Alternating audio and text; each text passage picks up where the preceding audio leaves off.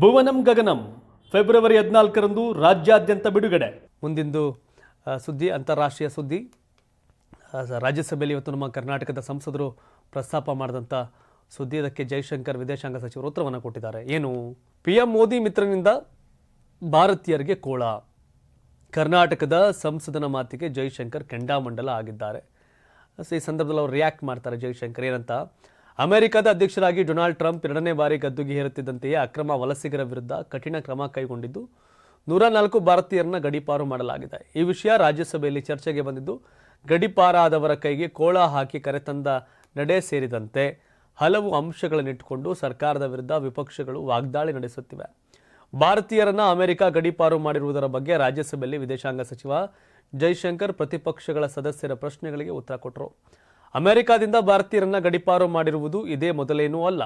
ಬದಲಾಗಿ ಇದು ಹಲವು ವರ್ಷಗಳ ಕಾಲ ಪ್ರಗತಿಯಲ್ಲಿದ್ದ ಪ್ರಕ್ರಿಯೆ ಜಾರಿಯಾಗಿರುವುದಷ್ಟೇ ಅಂತ ಜೈಶಂಕರ್ ಹೇಳಿದ್ದಾರೆ.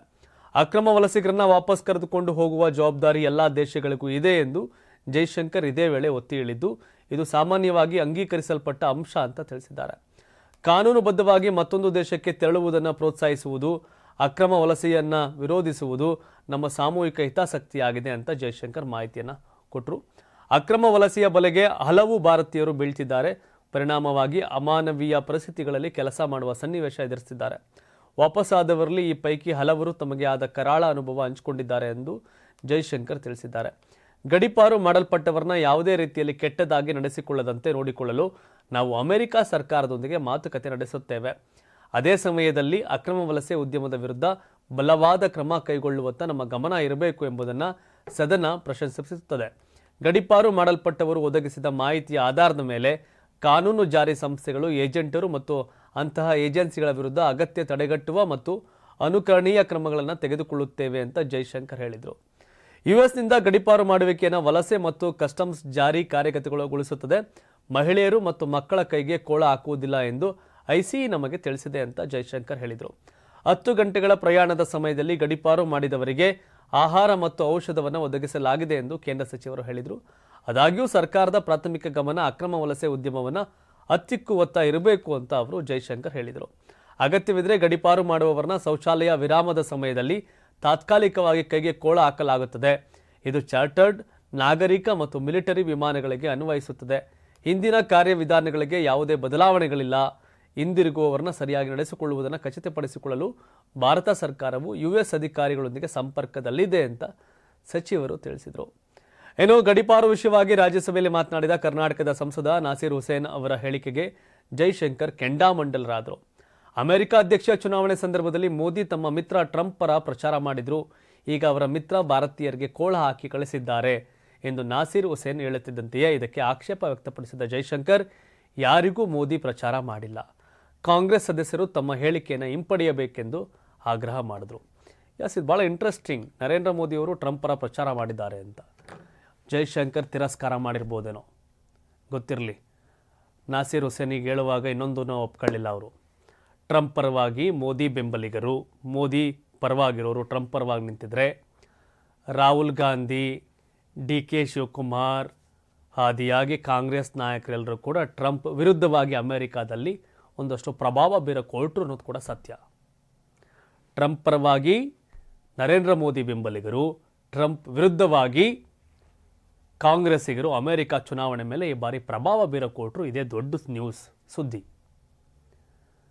ಅಮೆರಿಕ ಚುನಾವಣೆ ಸಂದರ್ಭಪಟ್ಟಂಗೆ ಈ ಬಾರಿ ಮೊದಲ ಬಾರಿ ಭಾರತೀಯರು ಇನ್ಫ್ಲೂಯೆನ್ಸ್ ಮಾಡೋಕೆ ಬಹಿರಂಗವಾಗಿ ಹೊರಟಂಗಿತ್ತು. ಸೊ ಹಾಗಾಗಿ ನರೇಂದ್ರ ಮೋದಿ ಪ್ರಚಾರಕ್ಕೆ ಹೋಗಿದ್ರು ಅನ್ನೋದನ್ನು ತಳ್ಳಿ ಹಾಕಿದ್ದಾರೆ. ಹೌದು, ಪ್ರಚಾರಕ್ಕೆ ಹೋಗಿರಲಿಲ್ಲ. ಆದರೆ ನಾಸೀರ್ ಹುಸೇನ್ ಅವರು ಅವ್ರ ಪಾರ್ಟಿಯವ್ರು ಏನು ಮಾಡೋದು ಅನ್ನೋದು ಕೂಡ ಒಪ್ಕೋಬೇಕಾಗಿತ್ತು. ಅದನ್ನು ಒಪ್ಕೊಂಡಿಲ್ಲ. ಆ್ಯಂಡ್ ಎರಡನೇದು, ಅಲ್ಲಿ ಗಂಡಸರಿಗೆ ಮಾತ್ರ ಕೋಳ ಹಾಕ್ತಾರೆ, ಹೆಣ್ಮಕ್ಳಿಗೆ ಹಾಕಲ್ಲ ಗಡೀಪಾರು ಸಂದರ್ಭದಲ್ಲಿ ಅಂತ. ಈಗ ಬಾಂಗ್ಲಾದೇಶಿಯರು ಬಂದು ನಮ್ಮ ಬೆಂಗಳೂರಲ್ಲಿ ಬೀಡ್ಬಿಟ್ಟವ್ರಪ್ಪ. ರಾಜಕೀಯ ಲಾಭಕ್ಕೆ ಅವ್ರನ್ನ ಗಡೀಪಾರು ಮಾಡೋಕೆ ಆಗ್ತಾಯಿಲ್ಲ ನಮ್ಮ ಕೈಲಿ. ನಮ್ಮ ಮನೆ ಬರ, ನಮ್ಗೆ ತಾಕತ್ತಿಲ್ಲ. ನಮಗೆ ಇವರು ಬಡತನ ರೇಖೆಗೆ ಮೇಲವ್ರೆ ಅಂತ BPL ಕಾರ್ಡ್ ಕಿತ್ತಾಕ್ತಾವ್ರೆ, ನಮಗೆ ಟ್ಯಾಕ್ಸ್ ಹಾಕ್ತಾವ್ರೆ, ನಮಗೆ ರಕ್ತ ಇರ್ತಾವ್ರೆ ಅಲ್ವಾ. ಇಲ್ಲಿ ಬೇರೆಯವ್ರನ್ನೂ ಸಾಕುವಂಥ ಸನ್ನಿವೇಶ. ಹಾಗಾದರೆ ಇಲ್ಲಿಂದ ಲೀಗಲ್ ಆಗಿ ಅಮೆರಿಕಾಗೆ ಹೋಗಿರೋರಿಗೆ ಯಾವುದೇ ಸಮಸ್ಯೆಗಳಿಲ್ಲ. ಅವರು ಯಾವುದೋ ಮೆಕ್ಸಿಕೋ ಮೂಲಕ ಗಡಿಯಲ್ಲಿ ನುಸುಳಿ ಅಮೆರಿಕವನ್ನ ಎಂಟ್ರಿ ಆಗೋರು. ನಾವು ಭಾರತಕ್ಕೆ ನುಸುಳಿ ಬರುವ ಪಾಕಿಸ್ತಾನರನ್ನ ಸೇರಿಸ್ಕತ್ತೀವ, ಬಾಂಗ್ಲಾದವ್ರು ಸೇರಿಸ್ಕತ್ತೀವ, ಆಗತ್ತಾ? ಹಾಗಾಗಿ ಆಲೋಚನೆ, ನಮ್ಮೂರು ಯಾರೋ ಬೇರೆ ಮನೆಗೆ ನುಗ್ಗಿದಾಗ ಅವ್ರು ವಾಪಸ್ ಕಳಿಸ್ತಾರೆ, ನಮ್ಮನೆಗೆ ನುಗ್ದವ್ರು ನಾವು ವಾಪಸ್ ಕಳಿಸ್ಬೇಕಲ್ಲ. ಇದೇ ಟೈಮಲ್ಲಿ ಅವ್ರನ್ನ ಕರೆಕ್ಟಾಗಿ ನೋಡ್ಕೋತಿಲ್ಲ ಆಚೆ ಈಚೆ ಅನ್ನೋ ಚರ್ಚೆಯಲ್ಲಿ ಭಾರತದಿಂದಲೂ ಕೂಡ ಅಕ್ರಮ ವಲಸಿಗರನ್ನ ಆಚೆ ಆಗಬೇಕು ಅಂತ ಯಾರು ಮಾತಾಡ್ತಿಲ್ಲ? ಲಕ್ಷಾಂತರ ಬಾಂಗ್ಲಾದೇಶಿಗರು ನಮ್ಮ ಭಾರತದಲ್ಲಿ ಒಕ್ಕರಿಸ್ಕೊಂಡವ್ರೆ. ಬಾಂಗ್ಲಾದವ್ರು ಮೊದಲು ನಮ್ಮ ಜೊತೆ ದೋಸ್ತು, ಆದರೆ ಬಾಂಗ್ಲಾದವ್ರು ಈಗ ದುಶ್ಮನ್ನು, ಪಾಕಿಸ್ತಾನ ಜೊತೆ ಸೇರ್ಕತ್ತವ್ರೆ. ಹಾಗಾಗಿ ಈ ದಿಸೆಯಲ್ಲಿ ಆಲೋಚನೆ ಮಾಡಬೇಕಲ್ಲ. ಲಕ್ಷಾಂತರ ಜನ, 18,000 ಜನ ನೀವು ಕಳಿಸೋರು ಅಮೆರಿಕಾಯಿಂದ ನಮಗೆ. ಅಲ್ಲಿ ಲಕ್ಷಾಂತರ ಜನ ನಮ್ಮೂರು ಅಫಿಷಿಯಲಿ ಹೋಗಿದ್ದಾರೆ ಕೆಲಸದ ಮೇಲೆ, ಬೇರೆ ಬೇರೆ ಕಾರಣಕ್ಕೆ, ಅವ್ರಿಗೇನು ಸಮಸ್ಯೆ ಇಲ್ಲ. 18,000 ಅನ್ನೋದು ಲೆಕ್ಕ ಸಿಕ್ಕಿದೆ. ಆದರೆ ನಮಗೆ 18-20 ಲಕ್ಷದ ಮೇಲೆ ಬಾಂಗ್ಲಾದೇಶಿಕರು ಭಾರತಕ್ಕೆ ಬಂದು ಸೇರ್ಕೊಂಡವ್ರಲ್ಲ, ಬೇಡ್ಬಿಟ್ಟು ಲ್ಯಾಂಡ್ ತಗೊಂಡು ಮನೆ ತಗೊಂಡು. ಸೈಫ್ ಅಲಿ ಖಾನ್ ಚುಚ್ಚಿದ್ ಯಾರು? ಅಕ್ರಮ ಬಾಂಗ್ಲಾದೇಶ ವಲಸಿಗ. ಬೆಂಗಳೂರಲ್ಲಿ ಲಕ್ಷಾಂತರ ಜನ ಇರೋದು ಯಾರು? NR ರಮೇಶ್ ಪಟ್ಟಿ ಬಿಡ್ತಾರಪ್ಪ ಯಾವಾಗಲೂ. ಅದನ್ನು ಪ್ರಶ್ನೆ ಮಾಡಲ್ಲ, ಬರೀ ರಾಜಕಾರಣ. ನಿಮ್ಮ ದೋಸ್ತು ಟ್ರಂಪು, ನರೇಂದ್ರ ಮೋದಿ ಅವ್ರ ದೋಸ್ತು ಹೆಂಗೆ ಕಳಿಸೋರು ನೋಡಿ. ಇವರು ವೀಸಾ ತಗೊಂಡು ಎಲ್ಲ ತಗೊಂಡು ವಲಸೇನಿ ಏನಪ್ಪ ಅಲ್ಲೇನಿದೆ ಆ ಸಂಬಂಧಪಟ್ಟಂಗೆ ಪಕ್ಕ ಹೋಗಿರೋರೇನು ಇವರು ಅಲ್ವಲ್ಲ? ಕದ್ದು ಅಮೇರಿಕಾಗೆ ಹೋಗಿದ್ದಾರನ್ನ ಹಿಂಗೆ ಕಳಿಸ್ತಾವ್ರೆ, ಪುಣ್ಯಕ್ಕೆ ಕಳಿಸ್ತಾವ್ರಲ್ಲ. ಆ ಥರ ಅಮೇರಿಕಾಗೆ ವೀಸಾ ಪಾಸ್ಪೋರ್ಟ್ ಎಲ್ಲ ಮಾಡ್ಕೊಂಡು ಹೆಬ್ಬಾಗಿಲ ಮೂಲಕ ಓದೋರ್ನ ಈ ಥರ ಕಳಿಸಿದ್ರೆ ಅದಕ್ಕೊಂದು ಅರ್ಥ ತಿರುಗಿ ಬೀಳಬೇಕು. ಮನೆ ಮಠ ಮಾರ್ಕೊಂಡು ಕಳ್ದಾರಿಲಿ ಅಮೇರಿಕಾಗೆ ಹೋಗುವಂಥದ್ದೇನಿದೆ? ಇಲ್ಲಿ ಬಾಂಗ್ಲಾದೇಶದಿಂದ ದೇಶಕ್ಕೆ ಬಂದು ನುಗ್ಗೋರಲ್ಲ, ಅವ್ರ ಬಗ್ಗೆ ಏನು ಆ್ಯಕ್ಷನ್ನು? ರಾಜಕಾರಣನೇ ಬರೀ ಚರ್ಚೆ ಆಯ್ತವೆ. ನಿಮ್ಮ ಮಿತ್ರ ಟ್ರಂಪ್ ಹೆಂಗೆ ಮಾಡ್ತಾವ್ರೆ? ನೀವು ಪ್ರಚಾರಕ್ಕೆ ಹೋಗಿದ್ರಿ, ಹಂಗೆ ಟ್ರಂಪ್ ಆಪೋಸಿಟ್ ಕಾಂಗ್ರೆಸ್ ಅವರು ಕ್ಯಾಂಪೇನ್ ಮಾಡೋರು ಅಮೇರಿಕಾದಲ್ಲಿ. ಬಾಂಗ್ಲಾದವ್ರ ದೇಶದಲ್ಲಿ ಅವರೇ ಲಕ್ಷಾಂತರ ಜನ ಓಡಿಸಿ ಹಂಗೆ ರಾಜಕೀಯ ಪ್ರಸ್ತಾಪ ಮಾಡಿ, ನಮ್ಮ ಭಾರತೀಯರನ್ನ ಅಕ್ರಮ ವಲಸೆ ಹೋದವ್ರನ್ನ ಅಮೆರಿಕ ಕಳಿಸಿದೆ, ನಮ್ಮ ದೇಶದಿಂದ ಅಕ್ರಮ ವಲಸಿಗರನ್ನ ಕಳಿಸಿ ಅಂತ ಕಾಂಗ್ರೆಸ್ ಅವ್ರು ಹೇಳಿ ಹಂಗಾರೆ ಇವತ್ತು. ನಾಸಿರ್ ಹುಸೇನ್ ಅವರೇ ಅದೇ ರಾಜ್ಯಸಭೆಯಲ್ಲಿ ಮಾತಾಡಿ, ಬೆಂಗಳೂರು ಸೇರಿದಂತೆ ದೇಶದಲ್ಲಿ ಅಕ್ರಮ ಬಾಂಗ್ಲಾ ವಲಸಿಗರಿದ್ದಾರೆ, ಆಚಕಾಕಿ ಅಂತ ಮಾತಾಡ್ಬಿಡ್ಲಿ ಹಂಗಾರೆ. ವೋಟ್ ಬ್ಯಾಂಕ್ ಮಿಸ್ ಆಗ್ಬಿಡ್ತಲ್ಲ. 84ರಿಂದ 50 kg ಬಂದೆ, ಆಮೇಲೂ ಸಣ್ಣಗೆ ಫಿಟ್ ಆಗಿದ್ದೀನಿ. ಅದಕ್ಕೆ ನಾನು ಯೂಸ್ ಮಾಡ್ತಾ ಇರೋದು ಜೀನಿ ಸ್ಲಿಮ್. ಸಣ್ಣ ಆಗೋಕ್ಕೆ ಜೀನಿ ಸ್ಲಿಮ್ ಯೂಸ್ ಮಾಡಿದೆ, ಹೆಲ್ದಿನೂ ಅದೇ. ನೀವು ಸಣ್ಣ ಆಗಬೇಕಾ, ಹೆಲ್ದಿ ಆಗಬೇಕಾ? ಹಾಗಿದ್ರೆ ಜೀನಿ ಸ್ಲಿಮ್ ಯೂಸ್ ಮಾಡಿ. ಸಣ್ಣ ಆಗೋದಕ್ಕೆ ಯಾವುದೋ ಪ್ರಾಡಕ್ಟ್ ಹೇಳ್ತಾ ಇದ್ದಾಳೆ, ಏನಾದರೂ ಸೈಡ್ ಎಫೆಕ್ಟ್ಸ್ ಇದೆ ಅಂತ ಯೋಚನೆ ಮಾಡ್ತಾ ಇದ್ದೀರಾ? ಖಂಡಿತ ಇಲ್ಲ, ಯಾಕಂದರೆ ಇದು ಕೆಮಿಕಲ್ ಫ್ರೀ. ಸಣ್ಣ ಆಗಬೇಕು ಅಂದರೆ ಜೀನಿ ಸ್ಲಿಮ್ ಯೂಸ್ ಮಾಡಿ. ಹೆಚ್ಚಿನ ಮಾಹಿತಿಗೆ ಕೆಳಗೆ ಡಿಸ್ಪ್ಲೇ ಆಗ್ತಿರೋ ನಂಬರ್ಗೆ ಕಾಲ್ ಮಾಡಿ.